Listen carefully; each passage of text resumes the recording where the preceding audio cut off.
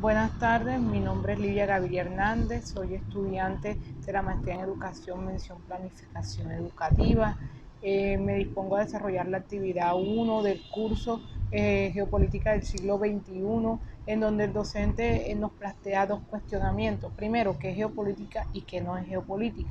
Como dice su palabra, geopolítica es como que la combinación de dos disciplinas auxiliares de las ciencias sociales, la geografía y la política. La geografía es una ciencia que trata las relaciones que se presentan entre el espacio físico geográfico, valga la redundancia, y la población humana que en este habita. Y la política habla de la forma como esa población humana que habita esos territorios a través de las formas de gobierno, a través del manejo de lo público y del servicio, procuran mantener una relación equilibrada desde el desarrollo sustentable.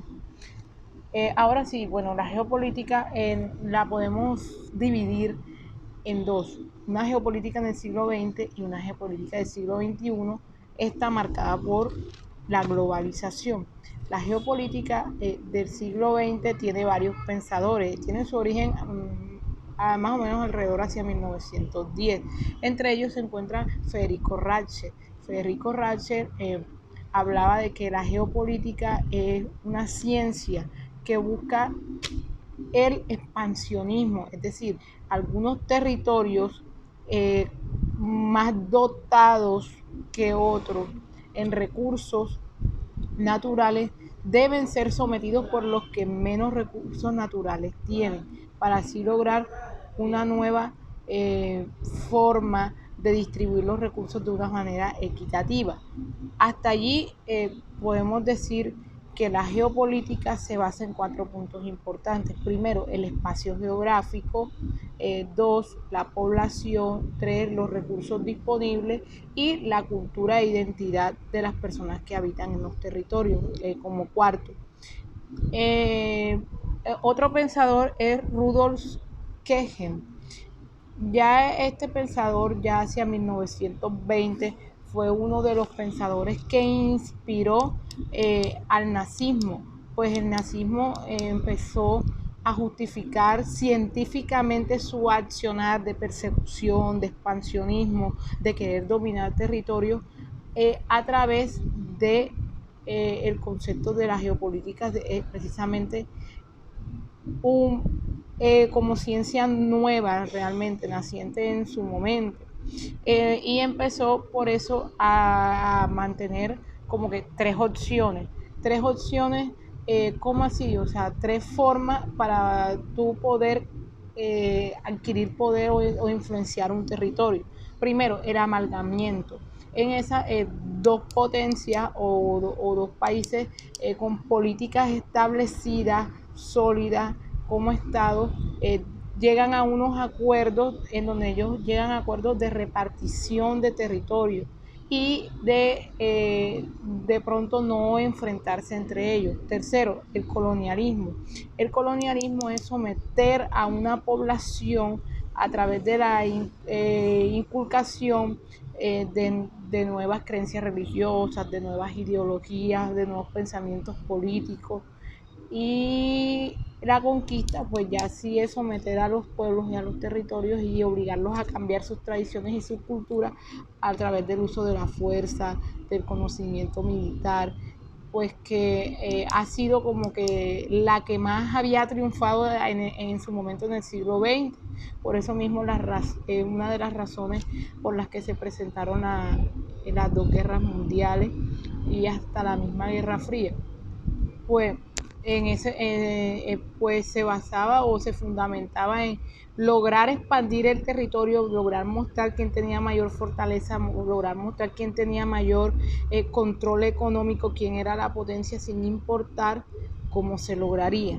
Otro pensador importante es Harold Mackinder. Harold Mackinder habla de que Eurasia era el corazón del mundo, es decir, que los continentes ubicados en el hemisferio norte, hablando de Europa y Asia, y el norte de África, pues eran territorios conquistados por Asia y Europa, eran el corazón del mundo, que Japón e Inglaterra eran unas islas satélites y que América y Australia eran unas islas aisladas.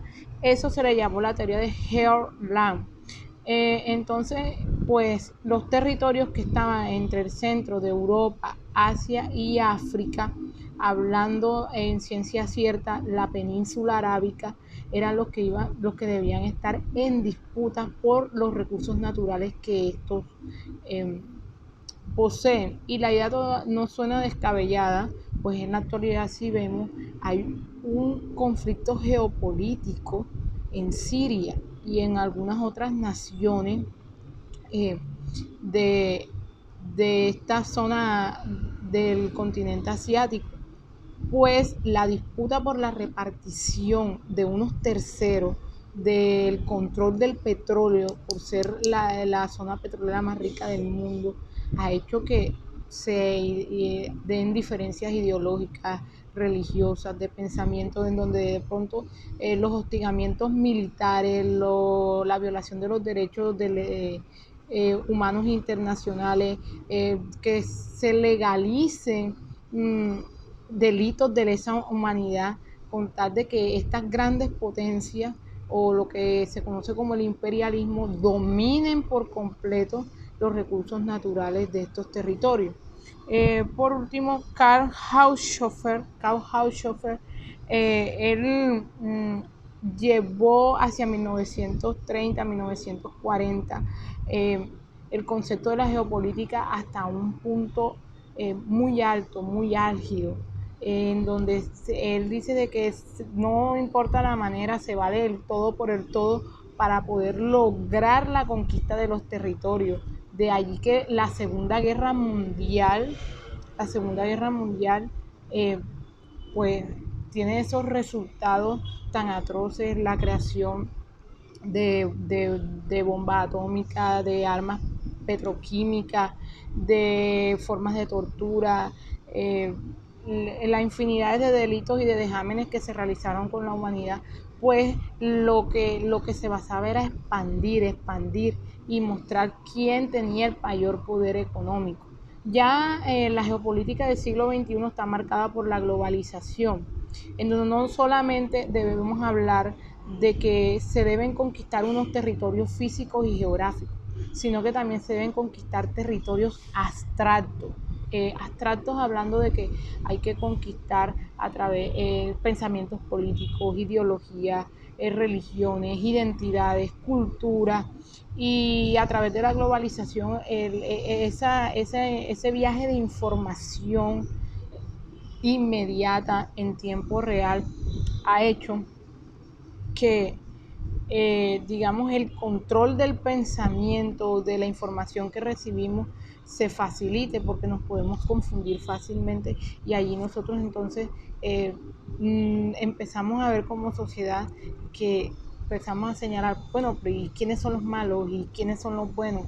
Y será verdad que los imperialistas tienen la culpa de que los países en América Latina, en los países en África, los países del sur de Asia estén sumidos en pobreza, sean subdesarrollados a pesar de los recursos naturales que tienen, de que tengan algunas prebendas o contraprestaciones para ellos tener sus empresas multinacionales, de que exploten los recursos naturales sin control. Entonces todavía hay muchas preguntas que nos quedan como que sueltas, pero es difícil comprender en realidad porque los gobiernos son pasajeros y cada uno de ellos tiene sus propios intereses.